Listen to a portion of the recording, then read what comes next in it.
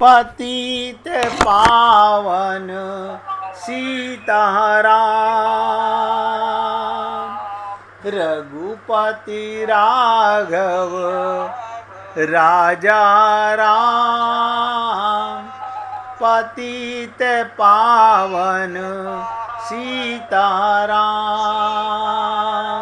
सीताराम सीताराम, भज प्यारे मन सीताराम। सीताराम सीताराम, भज प्यारे मन सीताराम। रघुपति राघव राजा राम, पतित पावन सीताराम। सीताराम सीताराम, भज प्यारे मन सीताराम। सभी पुण्यात्मा पूरी एकाग्रता से सुने और अभी तक की चर्चा में अभी भी किसी के मन में कोई शंका हो तो जरूर पूछिएगा। देखिए, ना जान करके चुप रहना ये अपने आप पर अपने साथ धोखा करना है। मैं तो रोज आप लोगों से सेवक हूँ, पूछता ही हूँ कि मेरी सेवा आपको कबूल हुई कि नहीं हुई। आपने क्यों? आप आत्मा हो, परमात्मा के अंश हो। अब ध्यान से सुनिएगा, मैं आपकी सेवा परमात्मा की सेवा मानता हूँ। मैं आपकी सेवा आत्मा की सेवा परमात्मा की सेवा मानता हूँ। इसीलिए रोज आपसे निवेदन करता हूँ कि हे पुण्य आत्माओं, एक एक शब्द पर ध्यान देना। माया का शरीर है, माया का मन है, माया की बुद्धि है और माया का चित्त है, और ये सब माइक हैं। आप दिव्य हो, इस देह में आपका मन भी दिव्य होना चाहिए। माइक मन समाप्त हो जाना चाहिए। ममता मोह आसक्ति का मन समाप्त हो जाना चाहिए। तो क्या हो जाना चाहिए? जित देखूं तित श्याममयी है। अब ध्यान दीजिएगा, अक्षय कुमार के मारे जाने से रावण को दुख हो रहा है। अरे वो अक्षय कुमार नहीं था। नाम रखने मात्र से कोई अक्षय नहीं हो जाता। एक एक शब्द ध्यान दीजिएगा। अक्षय कुमार नाम रखने से कोई अक्षय नहीं हो जाता।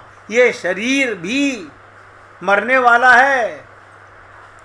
अभिप्राय ये, मोहग्रस्त व्यक्ति, एक एक शब्द ध्यान देना, मोहग्रस्त व्यक्ति ही रावण है। वो अपने प्रिय नश्वर वस्तुओं को, उसका कोई सामान मर जाए, उसका कोई सामान छिन जाए, ममता के कारण अक्षय मान लेता है नश्वर वस्तुओं को। अब बताओ, नश्वर शरीर है, मरने वाला शरीर है, आप उसे अमर करने में लगे हुए हो।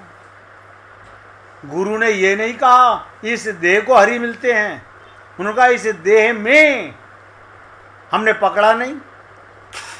हम देह को ले जा रहे हैं मंदिरों में, देह को ले जा रहे हैं तीर्थों में, आत्मा से जाते नहीं, आत्मज्ञान नहीं। तो इसको देह को मंदिर में ले जाके, मृत्यु को भगवान के पास ले जाके क्या करोगे? बात तो होता है इस देह में आत्मा से परमात्मा का साक्षात्कार। तो अक्षय कुमार के मारे जाने से रावण को विषाद हो रहा है, दुख हो रहा है। और आप और हम लोग भी कोई चीज नुकसान चली जाए हम बहुत दुखी होते हैं, आज इतने का नुकसान हो गया, आज हमारा वो मर गया। अरे बाबा, वो पैदा वही मरने के लिए था, जो कुछ बना है वो समाप्त होने के लिए बना है। आपको पता नहीं, जब भगवान ने कहा इस सारी सृष्टि की रचना मैं करता हूँ, आपने जो भी कुछ बनाया है, जिसमें भी अपनापन किया है, वो भगवान की कृति है। लेकिन आप और हम लोग मन के गुलाम होने के कारण ये सब जान नहीं पाते। इसलिए आपसे निवेदन कर रहा हूं, कुछ नहीं बिगड़ा है, अब जाग गए तो जीवन भर जागे रहोगे।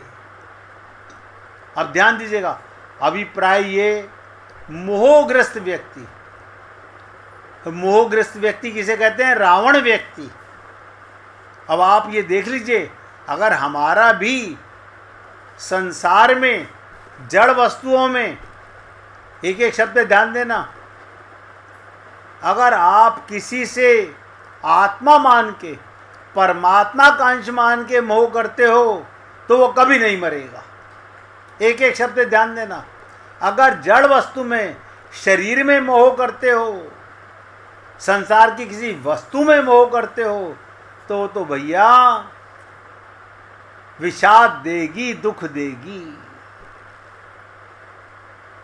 इसलिए कहा गया, मोहग्रस्त व्यक्ति, रावण जैसा व्यक्ति अपने प्रिय नश्वर वस्तुओं को भी ममता के कारण अक्षय मान लेता। ये कैसे नुकसान हो गया? अरे बाबा, संसार की प्रत्येक वस्तु, प्रत्येक शरीर मिटने के लिए बना है। बेटे के प्रति रावण की आसक्ति, और उस बेटे का अक्षय कुमार नाम रखकर वो संतोष किए हुए है कि संसार में सब मरेंगे परंतु मेरा बेटा नहीं मरेगा। अब आप मुझे बताइए, ये उसका भ्रम है कि नहीं है? आप हम लोग सब सोचें, ये रावण का भ्रम था कि नहीं था? और ये भ्रम केवल रावण का नहीं है, हम सब के अंदर भी यही है। अब हनुमान जी कौन हैं? शंकर के अवतार। अब आप बताइए, शंकर जी की भूमिका तो आप जानते ही होंगे। शंकर भगवान को क्या कहा जाता है? करालम महाकाल कृपालम, करालम महाकाल कृपालम। महाकाल के सामने, बताओ, हनुमान जी के सामने अक्षय कुमार को बचाना चाह रहा है। वो तो काल है। शंकर भगवान तो करालम महाकाल कालम कृपालम। अब आप सोचिए, महाकाल के सामने अक्षय कुमार आ जाए तो बेचारा कहाँ टिकने वाला था। हनुमान जी ने अशोक वाटिका से एक वृक्ष उखाड़ा और अक्षय कुमार पर पटक दिया। अब बताओ, हनुमान जी क्या पूंछ में बांध के लाए थे पेड़ को? उस वृक्ष की चोट से अक्षय कुमार मारा गया। रावण ने पूछा, मेरे बेटे अक्षय को तुमने कैसे मारा और क्यों मारा? हनुमान जी बोले, तुम्हारे बेटे अक्षय को मैंने थोड़ी मारा है। ध्यान दो, मैंने थोड़ी मारा है। बोले, फिर तुम्हारी अशोक वाटिका के वृक्ष ने ही तुम्हारे अक्षय को मार डाला, मैं क्या करूं? हनुमान जी कह रहे, मैं क्या करूं? वृक्ष भी तुमने पाला, बेटा भी तुमने पाला, अब एक ने दूसरे को मिटा दिया तो मैं क्या करूं? अब हम क्षय वाली चीज को अक्षय मान लें। ये वृक्ष के द्वारा मार देने का अभिप्राय क्या? सारी चीजें हनुमान रामचरितमानस में तुलसीदास जी ने प्रकट नहीं की हैं। उनके और भी कई ग्रंथ हैं, उनको भी कभी मौका पड़ेगा आपके साथ चर्चा करेंगे, अगर मौका पड़ा तो। मगर सबसे सरल सबसे मूल जिससे सबका कल्याण होता है रामचरितमानस। अब ये वृक्ष के द्वारा मार देने का अभिप्राय क्या? अब आप बताओ, हम घर में रिवॉल्वर रखें दूसरे को मारने के लिए, किस दिन गुस्से में अपनों को उससे उड़ा देते हैं। अब आप बताओ इसमें रिवॉल्वर का क्या दोष है? आप सोचो, रिवॉल्वर आप पैसे से लेके आए, लाखों रुपए की, घर में रखी, जब जीव घर में आता है हम बड़े खुश होते हैं, तब परमात्मा का धन्यवाद नहीं करते, उसमें परमात्मा का अंश नहीं देखते, उसमें अपने शरीर का अंश देखते हैं। अब इसमें भगवान ने तो नहीं कहा था, भगवान ने तो कहा था ईश्वर अंश, ये तुम्हारे घर में आया हुआ बच्चा मेरा अंश है। अब तुम कहते हो नहीं, इसकी तो शक्ल मेरे से मिलती है। अब हम लोग शक्लें मिला रहे हैं, हम जाति मिला रहे हैं, हम धर्म मिला रहे हैं, और इसी अज्ञानता से जीव जी रहा है। यही ममता मोह आसक्ति की निशानियां हैं। इसीलिए गुरु की आवश्यकता पड़ती है। गुरु का मतलब क्या? गु माने अंधकार, रू माने प्रकाश। एक एक शब्द ध्यान देना। गु माने अंधकार और रू माने प्रकाश। जो आपकी आत्मा के ऊपर, एक एक शब्द ध्यान दो, जो आपकी आत्मा के ऊपर ये मल चढ़ गया है, अंधकार छा गया है, शरीर का, परिवार का, ममता का, मोह का, आसक्ति का, इस अंधकार को दूर कर दे। रू माने प्रकाश, वो गुरु है, वो गुरु है जो हमें आत्मज्ञान करा दे, परमात्मा के साथ हमारा संबंध स्थापित करा दे। आपका विवाह तो सदा से परमात्मा से हुआ है। इसलिए हे पुण्य आत्माओं, मैं तो सेवक हूं, मैं तो अपने को कोई गुरु नहीं मानता, मैं तो सेवक और दासी मानता हूं। और आप सबसे निवेदन करता हूं कि जीवन में अगर कुछ पाना है और मौका मिला हुआ है, भगवान को पाना है, बाकी सब मिटने वाला है। ये मत समझो बस मेरे सामने ना मिटे। अरे बाबा, आगे मिटे या पीछे मिटे उससे क्या फर्क पड़ता है? आगे मिटे या पीछे मिटे, मिटेगा तो सब कुछ। संसार में जब ये कहा गया जहां जहां मन जा लग जाई, जहां जहां तुम्हारा मन जा रहा है सब मिटने वाला संसार है।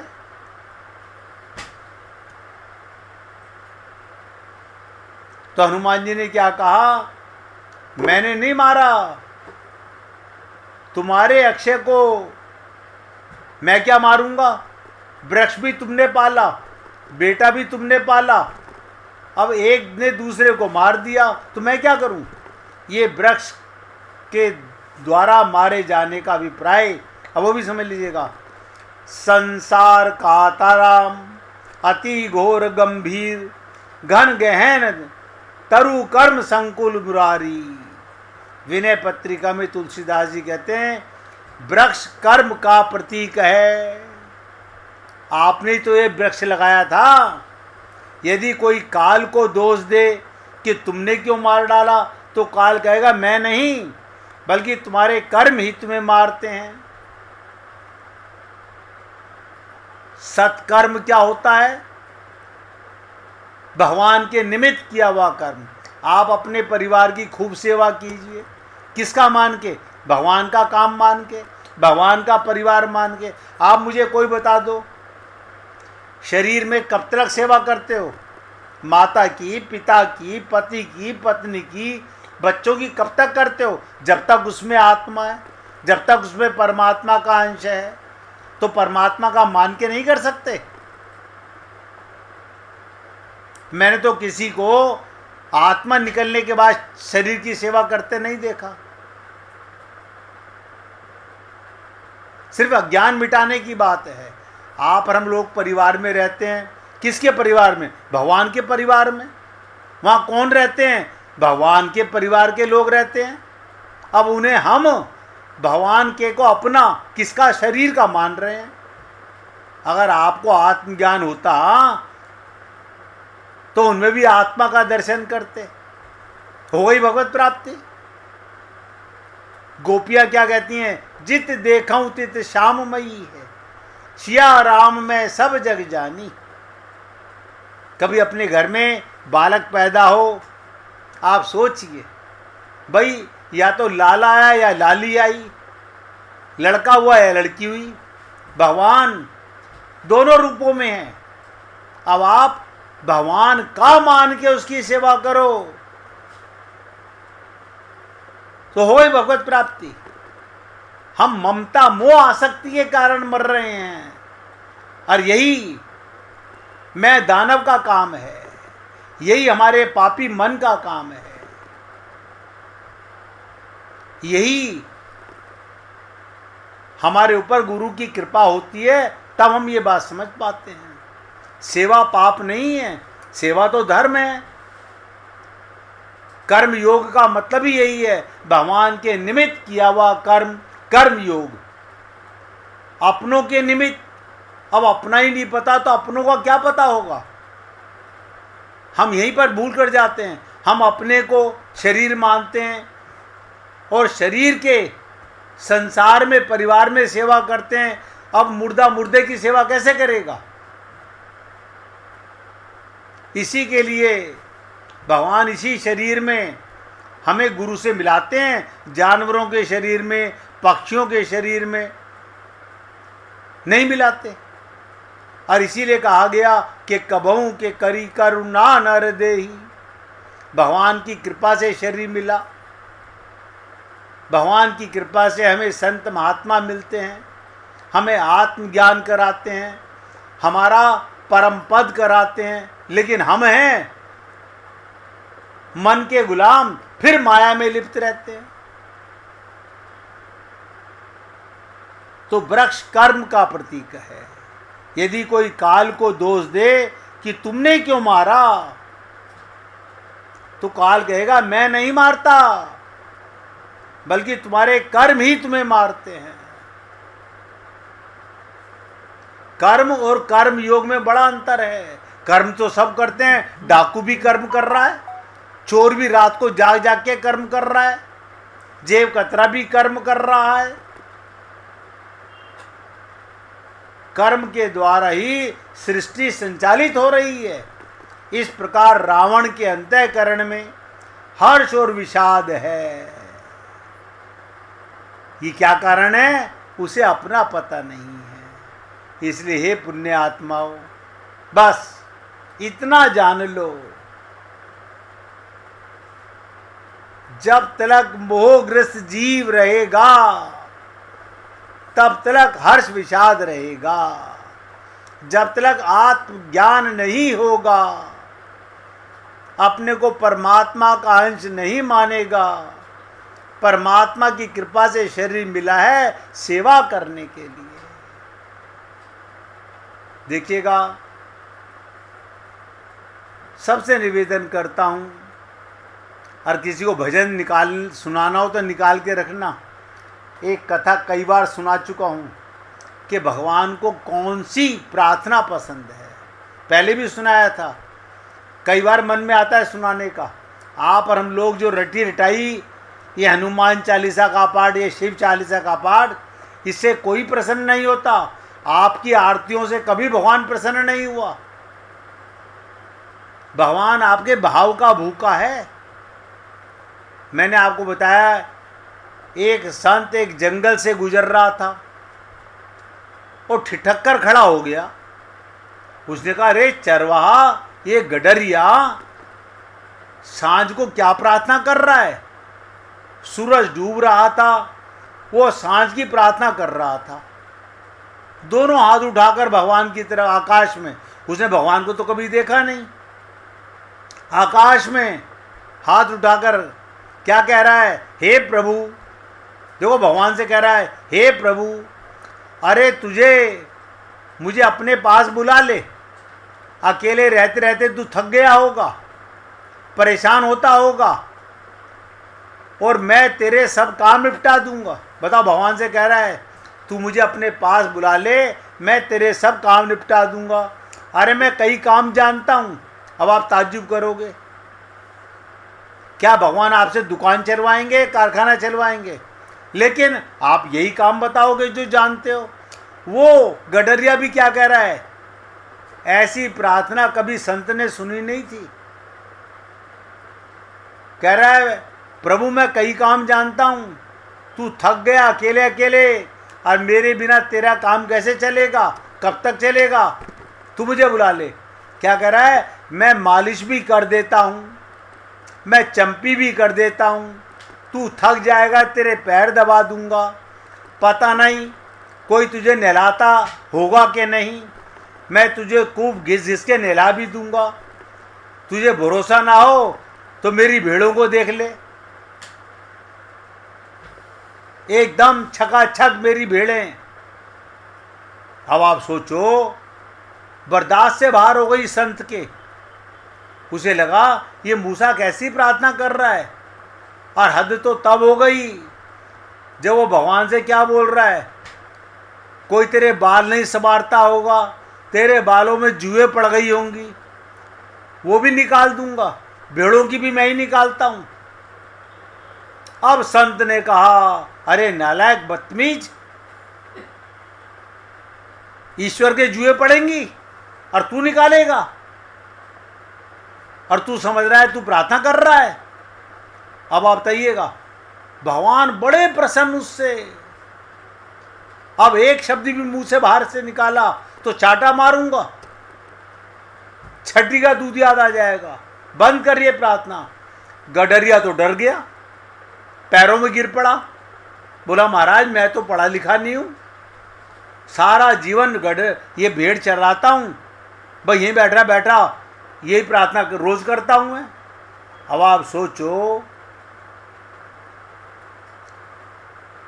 रात को उस संत को भगवान दर्शन देते हैं, कहते हैं रे मूर्ख, वो भक्त गडरिया मेरी सच्ची प्रार्थना करता था।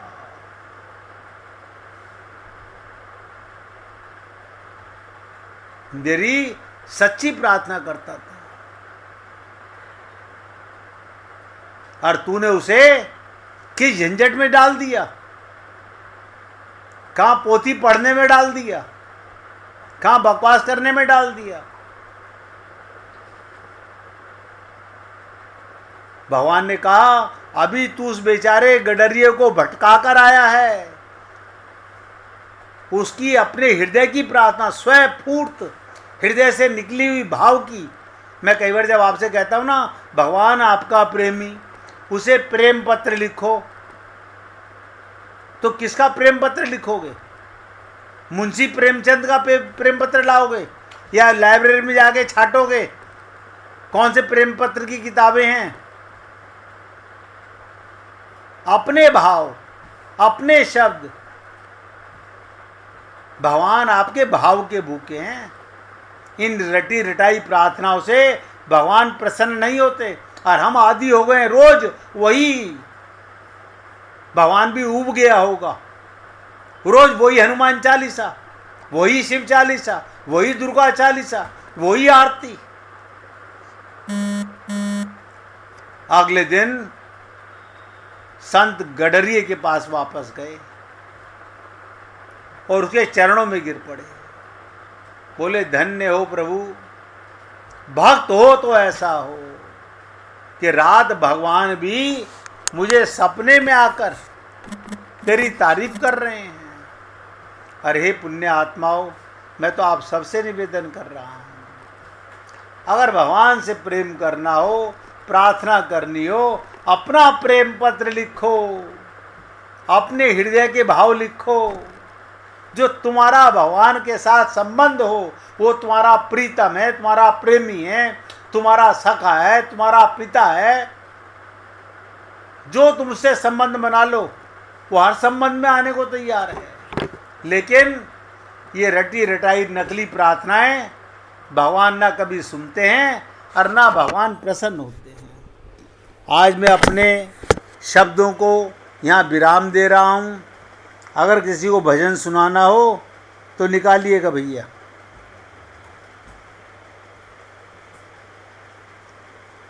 कोई भजन नहीं सुनाना चाहता तो प्यार से कीर्तन करेंगे, महामंत्र का उच्चारण करेंगे। और हृदय से बीना जी सुनाना चाहती हैं?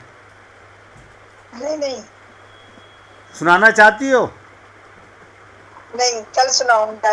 अच्छा, आज नहीं सुनाओ? लहरी चलो कोई बात नहीं, अब कीर्तन करो भाई। हरे कृष्ण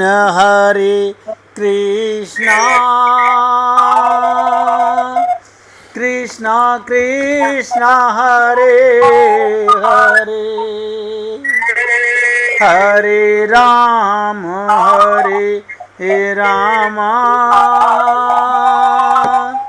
राम राम हरे हरे, हरे कृष्ण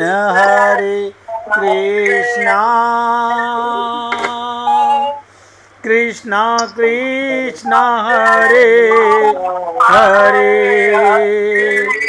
हरे राम राम राम राम हरे हरे, हरे कृष्ण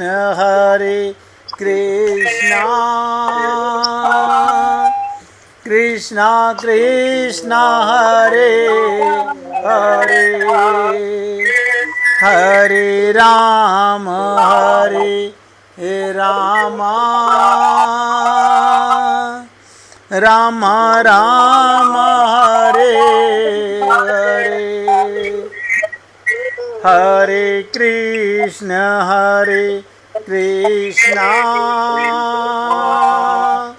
कृष्णा कृष्णा हरे हरे, हरे राम राम राम राम हरे हरे। बोलिए वृंदावन बिहारी लाल की जय जय श्री राधे, जय जय श्री राधे। बोलिए लाल जी का मंगल हो, सभी भक्तों का मंगल हो।